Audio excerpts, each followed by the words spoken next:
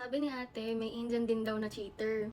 Well, tulad nga kasi ng sabi ko sa inyo nung nakaraan, wala nga sa nationality yan. And napapansin ko, dun sa mga Indians na cheater, pansin ko, sila yung mga galing ibang bansa or nag-ibang bansa, ganyan. Na pagdating nga ng India, may naka-arranged marriage pala or may partner pala, may mga long-term girlfriend, ganon. Though meron din ako napapansin na yung iba naman, parang alam mo yon nag-cheat pero kapwa Pinay or ibang lahi, ganyan. Tingin ko kasi yun yung mga tao na yun nga ginagawa nilang pastime, yung mga babae. In short, alam naman talaga nilang hindi sila seryoso una pa lang.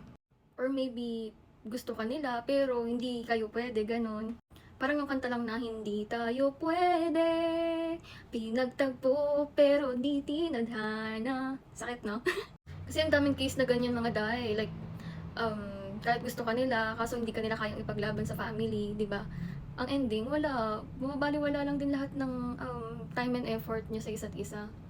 May mga tao din naman talaga na nagmamahal ng totoo. Kaso nga lang, alam mo yon in different circumstances, hindi talaga sila nag-end up each other.